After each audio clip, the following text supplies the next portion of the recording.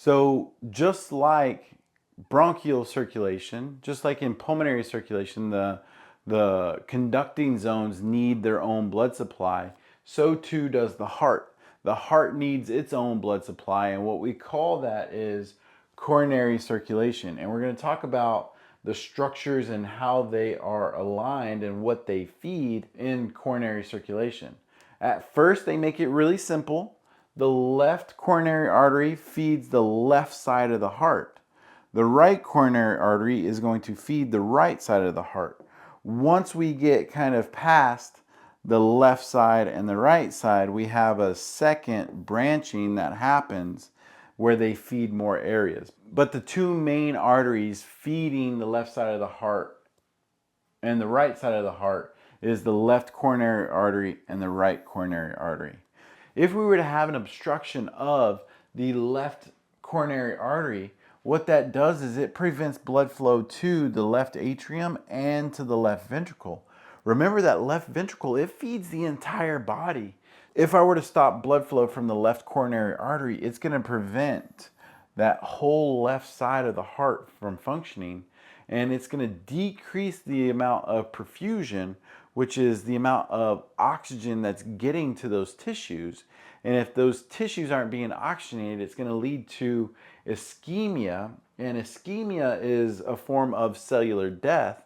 If I have ischemia, that can lead into an infarction.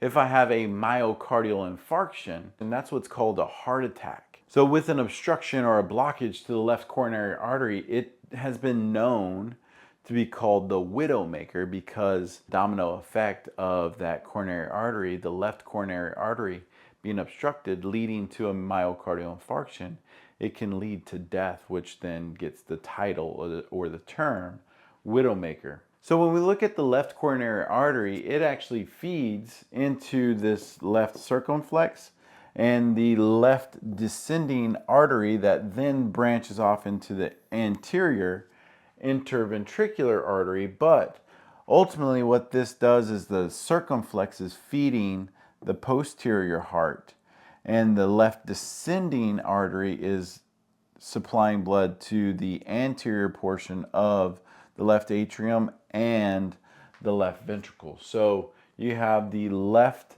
anterior descending artery that feeds the anterior portion, and the circumflex feeds the posterior portion of that left ventricle. When we look at the right coronary artery, we have the marginal branch, which feeds the anterior portion of the right heart, and you have the posterior interventricular that's going to feed the posterior right ventricle, and it helps in the posterior left ventricle as well. And at times you can have what's called an anastomosis, or kind of a diversion of blood flow, or a detour of blood flow. And an anastomosis can develop, let's say that there's an obstruction here in the left descending artery. Sometimes there's vasculature that is created between the left anterior descending and the left anterior interventricular artery that just happens naturally. An anastomosis is a side street or a detour that gets you around an obstruction. Now we do have a surgical procedure that is creating these detours, it's creating these anastomoses, and that would be what's called a coronary artery bypass graft. So if I'm bypassing one of these arteries, if I'm bypassing that and I'm creating my own surgical artery, and let's say that I'm creating my own surgical artery from here to here, that is what we call a coronary artery bypass graft, or a CABG. And we can do a CABG times 1 up to a CABG times 6, and that leads to lots and lots of surgical interventions. So some of the patients that we may do incentive spirometry with would be these post-CABG patients. They're post-surgical patients that need a lot of assistance to help reinflate the lung, because during surgery, that left lung is actually deflated. so that they can work on these coronary arteries during surgery. So patients that have a CABG may need extra TLC when it comes to the hyperinflation therapies. When we look at the coronary veins, we see that these veins will parallel the coronary arteries. So they go right alongside the coronary arteries, and blood moves. You get blood flow only during diastole. You get blood flow only during the relaxation of the heart, and you have the closure of the semilunar valves. That's the only time that coronary circulation takes place. But when we look at the venous circulation, it is to parallel the coronary arteries. We have the anterior, posterior areas, and then we have these additional structures called the coronary sinus and the thespian veins. And the coronary veins, they follow that pathway back to where the coronary artery stemmed from, and we have a couple of different places that we get that blood entering back into the heart, being the coronary sinus and the thespian veins. So the coronary sinus is this teeny tiny little hole that's in the right atrium that coronary veins dump blood into. So you get that deoxygenated blood from the heart back into the right atrium through the coronary sinus. Now, other areas, you have the thespian veins that drain directly into each of the chambers. When you get that deoxygenated blood into the oxygenated blood, especially over here on the left side, we call that deoxygenated blood mixing with oxygenated blood in the left heart, we call that an anatomic shunt, or that's part of the normal anatomy. When we look at the overall amount of cardiac output that coronary circulation gets, it's quite small. It's really only about 2 to 3% of the overall cardiac output. Now, there were a couple of terms that I used, and I want to make sure that I cover those as far as a terminology standpoint. We talked about ischemia with the widowmaker and the obstruction of the left coronary artery. But when we talk about ischemia, this is really a decrease in blood supply to cells and tissues. So if I have a decreased amount of blood supply to cells and tissues, it can lead to hypoxemia of that tissue. When I have hypoxemia of the tissue, if I'm not getting the nutrient of oxygen to that cell, to those cells and tissues, it can lead to an infarction. An infarction is tissue death. That's simply what that is it's tissue death.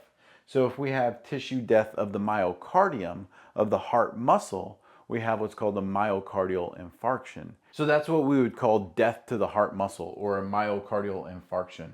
Now, there are a number of other conditions that are associated with acute coronary syndrome. We have what's called unstable angina, or chest pain that is unstable. You have a change in their vital signs or their hemodynamics.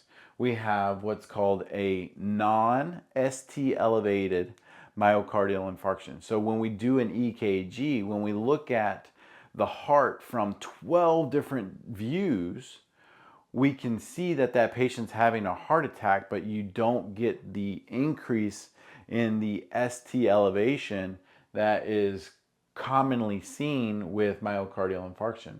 And then you have a ST elevated myocardial infarction. So we have STEMI, which would be a STEMI, or a ST elevated myocardial infarction. You have an NSTEMI, which is the non-ST elevated myocardial infarction. And then we have unstable angina. So we have 3 different conditions that are associated with acute coronary syndrome. So some of the signs and symptoms that you might see here with unstable angina, you're going to have chest pain and shortness of breath. Other signs and symptoms that you might see is chest tightness, or some patients may even say chest heaviness or chest pain. And that pain can radiate into the neck, it can radiate into the shoulder, into the back, and even down the arm. So when we have patients that come in with this obscure, neck pain, back pain, shoulder pain, we can't just write that off. It might even be a myocardial infarction or a heart attack. Other things that we might see are lightheadedness, abnormal heartbeats. What else? Potentially they could have some anxiety. And these are just kind of the signs and symptoms that we see with both the ST elevated and the non-ST elevated myocardial infarctions. Now, when we look at MIs, women are actually more likely to have a heart attack than men do. So just some of the interesting tidbits when it comes to the acute coronary syndromes. So that's really all we have when it comes to the structure of the heart and some of the functions. We're going to dive in a little bit deeper with how the heart contracts and what the processes are that make that happen.